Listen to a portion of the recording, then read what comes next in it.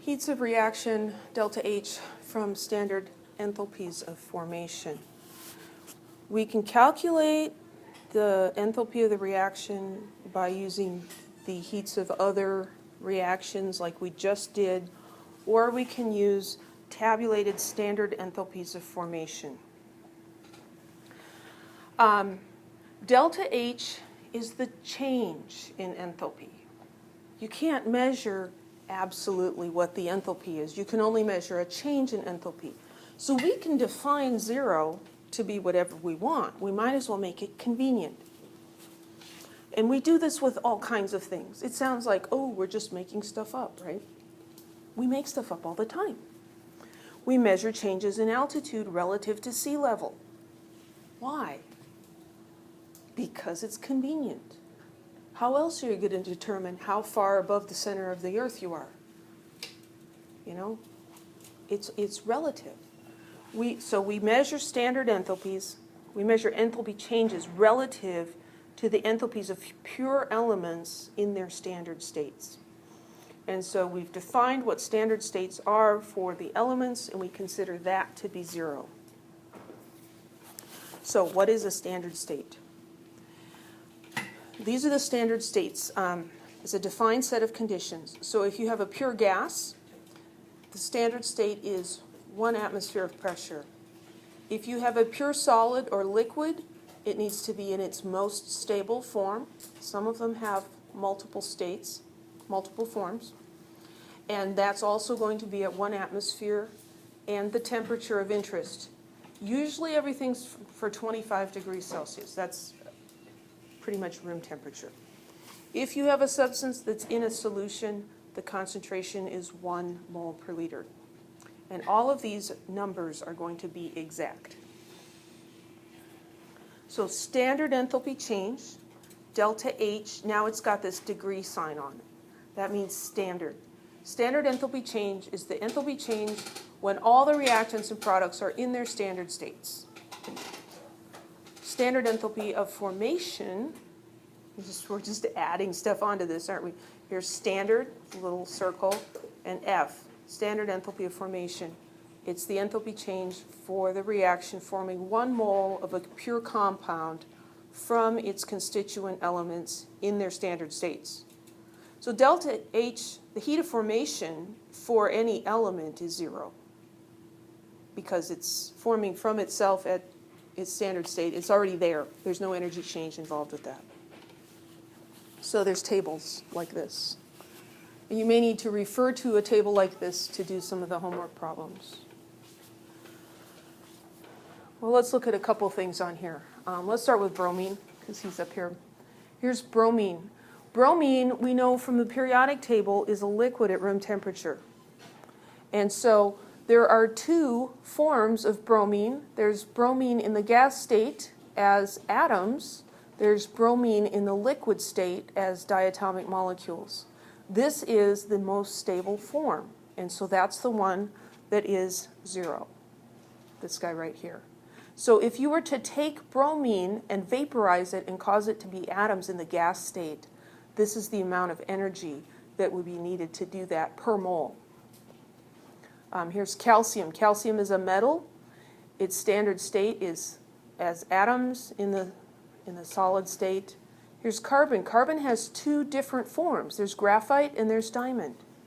Graphite is the most stable form, and that's what's defined as the standard form. And so that one's 0. And then you can calculate, or you can look at making like carbon monoxide from carbon and from, where's oxygen? Oxygen's over here. It would require, actually release 110.5 kilojoules per mole of carbon dioxide that's made. And so you can look everything up in here. If you're not sure which one is the standard state of the element, you just look in a table like this and you find the one that has the delta heat of formation of 0. That's your standard state. And is it just for gases? No, this is for everything. There's tables like this for pretty much everything. If you look at these, some of these are gases, some are liquids, some are solids. These guys are solids. And so the state solid, liquid, gas will be given. Or I guess what I meant was just for non-metals, but or metals. Metals and nonmetals, all of the elements will have a standard state at which their standard heat of formation is 0.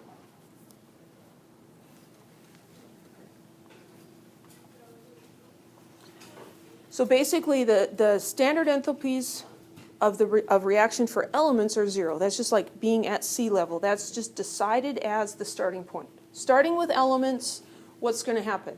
For most compounds, when you form the compound, delta HF is negative, meaning when you form a compound, energy is released. It's given off. And so that's like going below sea level.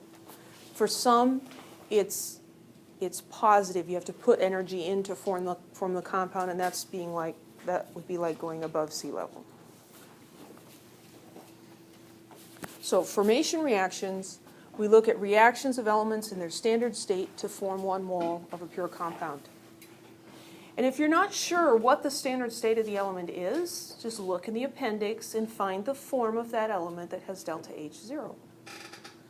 Because the definition requires 1 mole of compound, we may be using fractional coefficients in our equations. So that's a little different than what we've done other places. Let's look at carbon monoxide.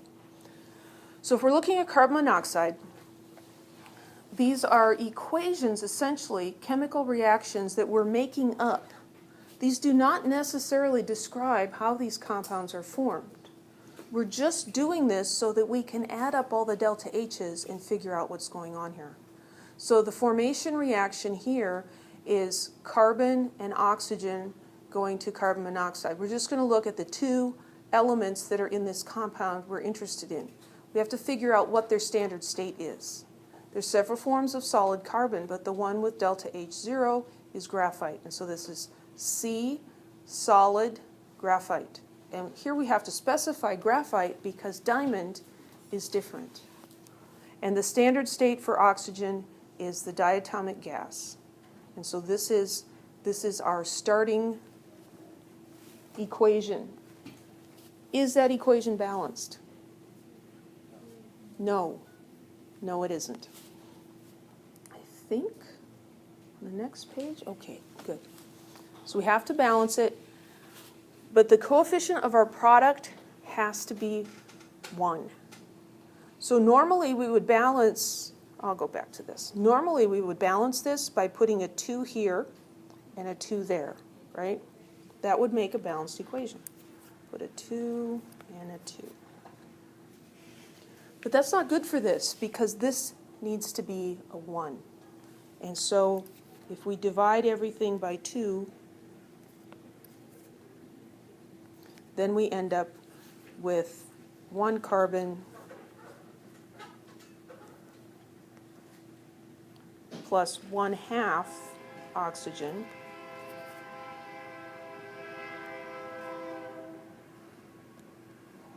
to 1 CO.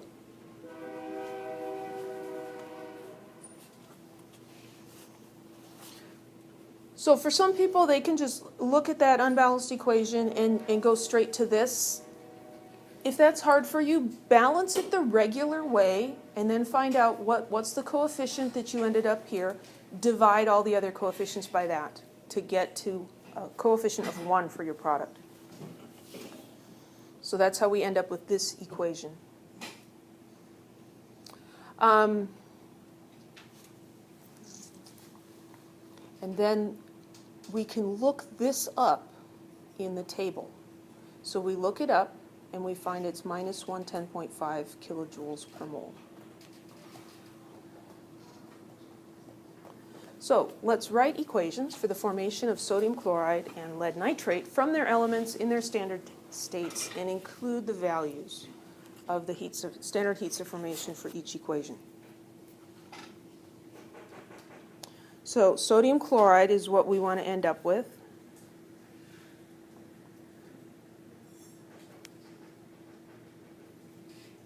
Well, I should probably leave a little space, except I'm not going to put a coefficient there in here. What are the 2 elements in this?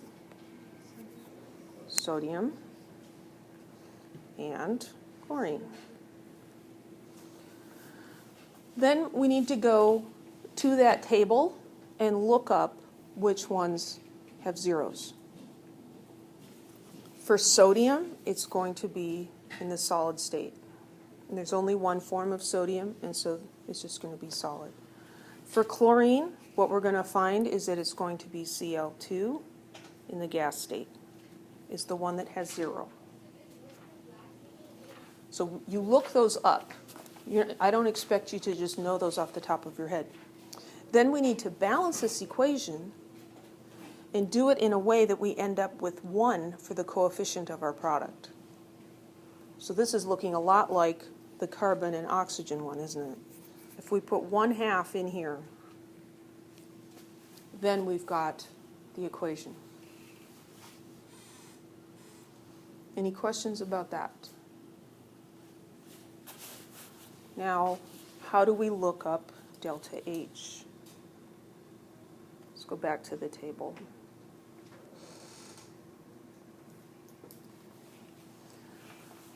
The tables are usually organized by elements, and so we could look for sodium.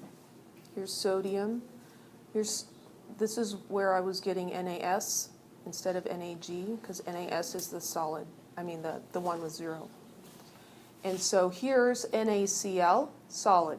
That's what we wrote the reaction for. This is the standard enthalpy of formation for that compound. So this is delta H for the reaction we just wrote.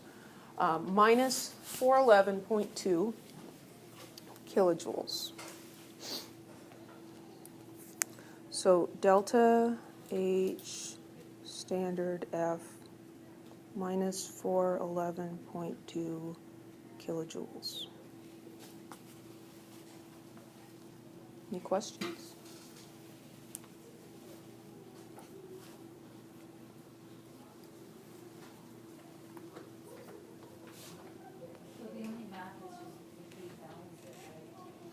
The only math in a problem like this is balancing, yeah. So the elements in the group 7B are all 0? Well, all of the elements have a state in which their standard enthalpy of formation is 0. All of them do. And other people than us decided. They will be diatomic in their 0 state, yes, because that's their most stable form. So let's do lead 2 nitrate. So we've got Pb, NO3, 2. And that is a solid. And we're looking for the formation equation. Well, we have 3 elements, Pb, N, and O. So we're going to have Pb, N. There's going to be stuff there. I'm going to leave some space, and O.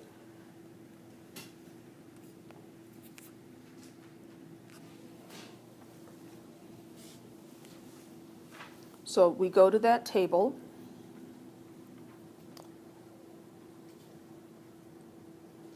Come on, table. I went too far, didn't I?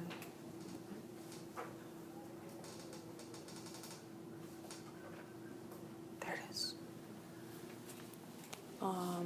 Lead.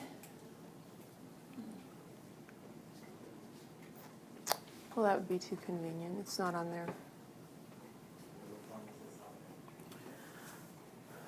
Nitrogen's on here, N2 gas, and oxygen is on here, over here, O2 gas. Lead is a metal. We could look it up somewhere else, but I know it's just the solid form is the 0. So PbS and N2 gas and O2 gas. Yes. Let's think ahead just a smidge about why we might want to why we might want to write something like this. We might want to use equations like this with Hess's law and combine them in a way and add up all of these guys to find out what the delta H for the reaction is. And so we need to be able to write the formation equation. This is all tabulated and measured and written down and recorded, but instead of writing out all these equations, they just wrote the compound, because we're supposed to know how to write these, and this is where we're learning how to write them. So I took the 3 elements that are in this compound, and I wrote them in their elemental form, their most stable form. I figure that out by looking in the table, just whatever it is. Again, this is not describing how we would actually make lead-2 nitrate. It's just sort of an artificial calculation. And then we have to figure out how to balance this thing while keeping this at a 1. So how many nitrogen atoms are in here? There's 2, right? And there's 2 there, so wow, that's convenient. How many oxygens are over here? 6. So if I put a 3 in front of the oxygen, then we'll be okay, and that'll be balanced. And then we go look this up.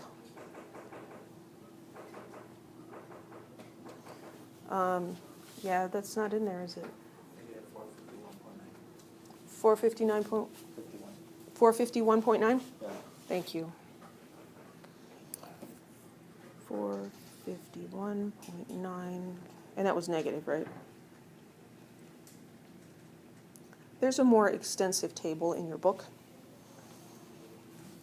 in the appendix. It's actually several pages long. Any questions? It's not really hard, it's just weird, right? The hard part is just remembering what to do. The actual doing of it isn't that hard.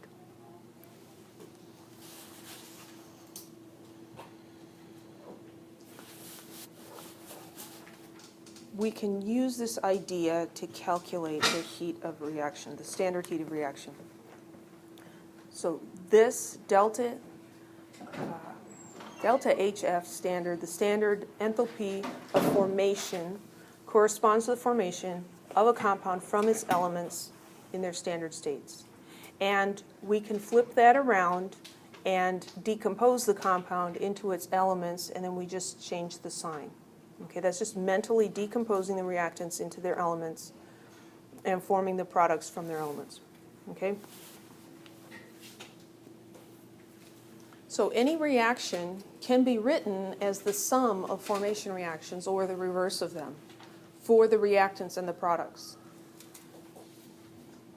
So the heat of reaction standard heat of reaction is the sum of the heats of formation for the component reactions. So we can calculate this value by adding up the heats of reactions for the products. That's the energy that was needed to make them, or that was released when they were made. And then we're going to subtract the heats of reaction for all of the reactants. Does that make sense? It's what we get out minus what we had to put in. And here, this giant sigma means the sum. So it's the sum of, and n represents the coefficients for those particular products or reactants in the equation.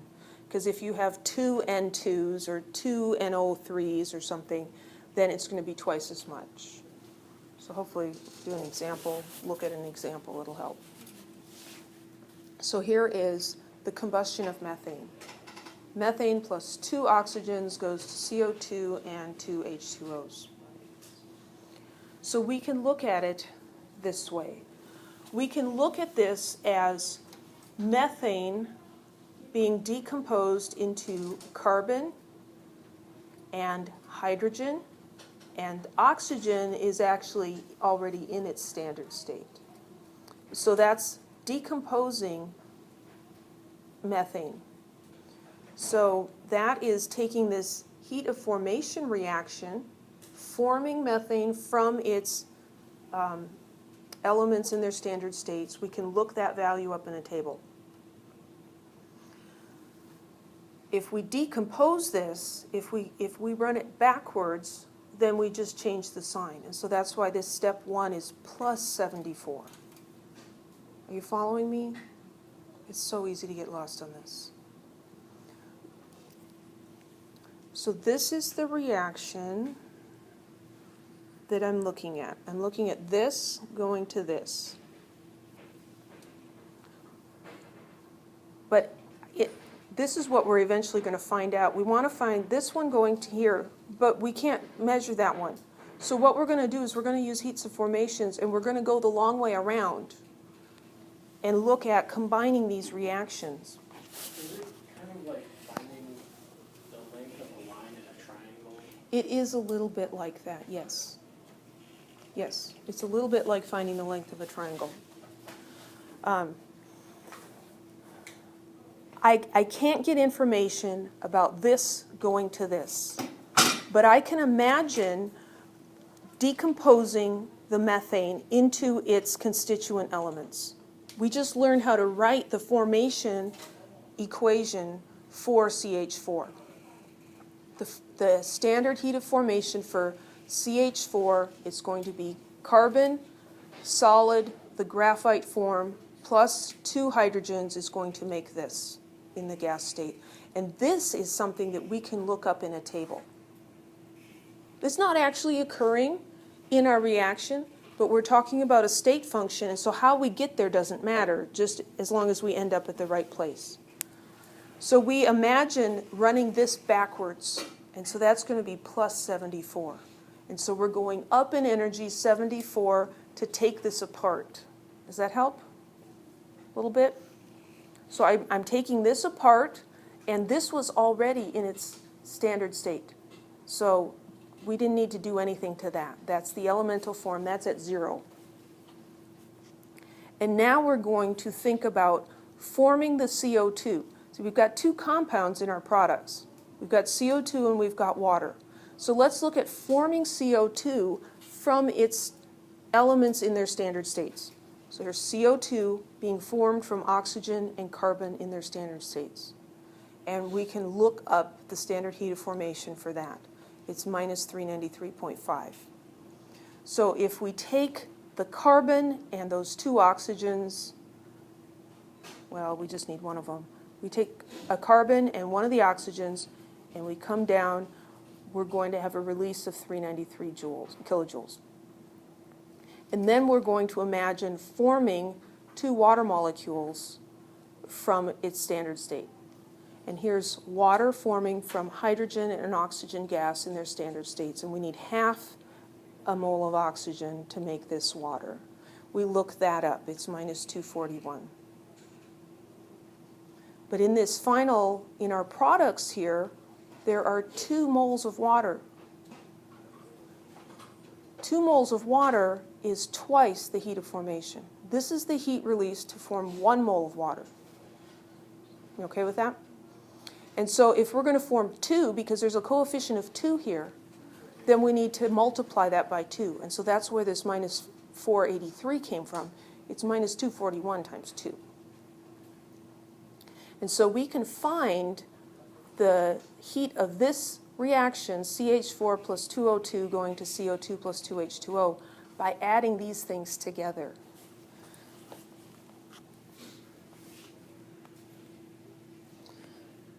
Wait, I didn't need to do that. I was already writing.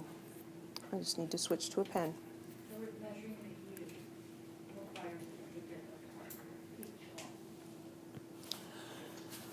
Yeah, we're calculating the heat for this reaction by using the heats of formation for each of the compounds. And the reactants, we are decomposing. We're taking them apart. So we change the sign on those. And these are actually being formed. And so, let me jump back to this. What this is talking about, pointer, what this is talking about is we're going to take the products. If they have a coefficient, we're going to multiply their heats of formation by their coefficient, and then we're going to subtract the heats of reaction for the reactants, because we're running those backwards. We're adding the negative. Adding the negative is the same as subtracting. So what we end up with here then is the products being formed would be minus, well, let's do them in order. That's always better. Minus 393.5. That's for the CO2. And I'm going to add 2 times minus 241.8. That's the sum of the reactants. I'm sorry, the products. That's the sum of the products. So those guys.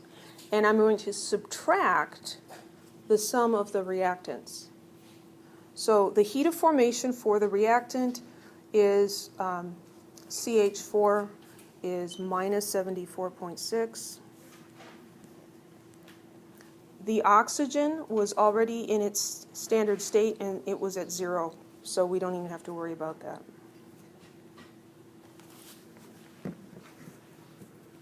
Um, 393.5, that's a negative. You got to be real careful with your negatives here. 2 times 241.8, that's a negative, equals, and then I'm subtracting 74.6 as a negative, and I end up with minus 802.5 kilojoules. That is this number.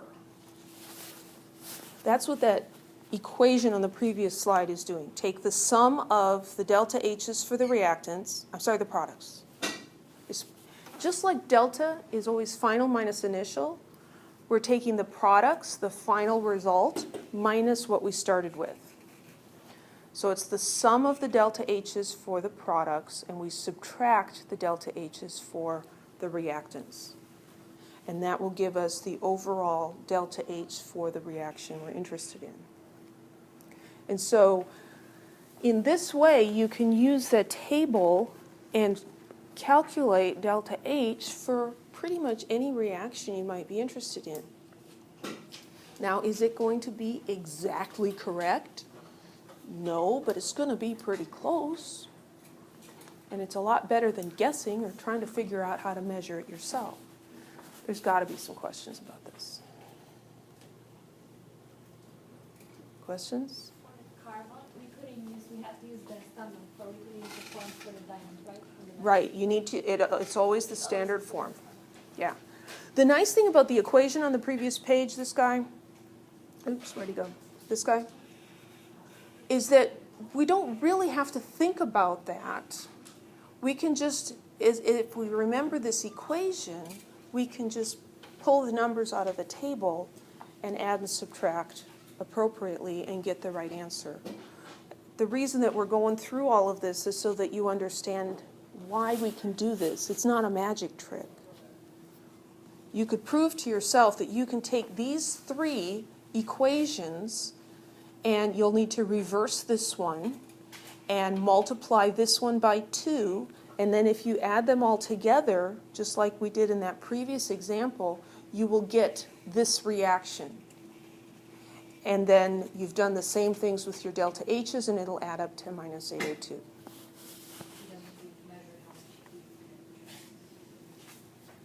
This is measuring, this 802 is measuring how much energy is released when this reaction occurs.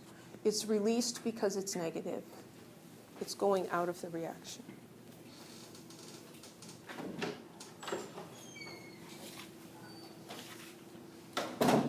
So back to those chemical hand warmers. Here's the reaction. 4Fe plus 3O2 goes to 2Fe2O3. Calculate the standard heat of formation for this reaction and calculate how much heat is produced from a hand warmer containing 15 grams of iron powder. Well, let's try using that summation thing. We need the heat of formation for this, and for this, and for this. What do you think the heat of formation for this one is? It's probably 0. That looks like an element in its standard state, doesn't it? And this looks like an element in its standard state.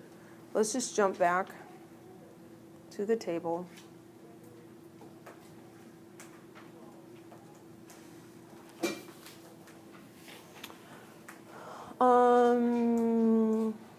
No, that would be too easy. See, now I'm remembering that I actually did have the book out when I did that example. You did need the book. Can you look it up for us? Solid is 0. Pardon me? Iron and solid state is 0. Yes. And then, so this is 0, and this one is 0. And how about the Fe2O3? Can you find that one? Negative 824.2. Negative 824.2. Thank you. So this is looked up in the table. Delta H 0F. It's the standard heat of formation. That's the standard heat of formation. Is this the standard heat of formation reaction? Almost. What's wrong with it? It's got a 2. It's got a 2 in front of it. So the equation that would have delta HF be minus 842 would be 2Fe solid plus 3/2 O2 in the gas state to form Fe2O3 in the solid state. Right? This is the formation reaction for this guy. And that corresponds to the standard heat of formation that we can look up in a table. So how can we calculate the standard heat of reaction for this? We just double it. We multiply by 2. We're going to take that 824.2 times 2. And delta H standard RXN will be minus 1648.4 kilojoules.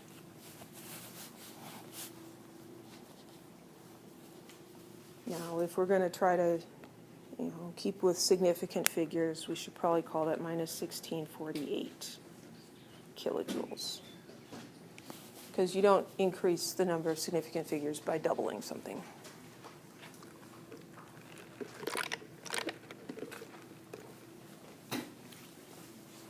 Can we calculate how much heat is generated?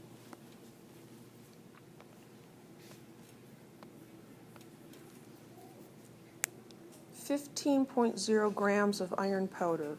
That's just Fe, right? We could find the moles of that. 55.85. Yep. Hasn't changed since yesterday.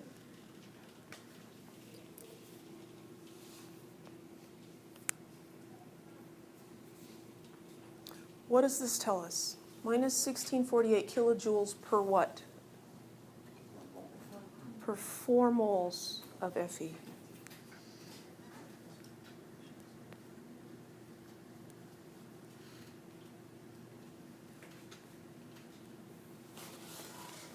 So we've got 15 divided by 55.85 times 1648. And that's going to have 3 sig figs, and we're going to end up with minus 443 kilojoules of energy released.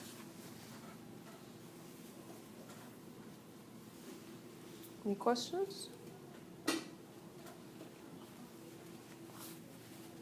Got at least one deer in the headlights expression. Not too unexpected.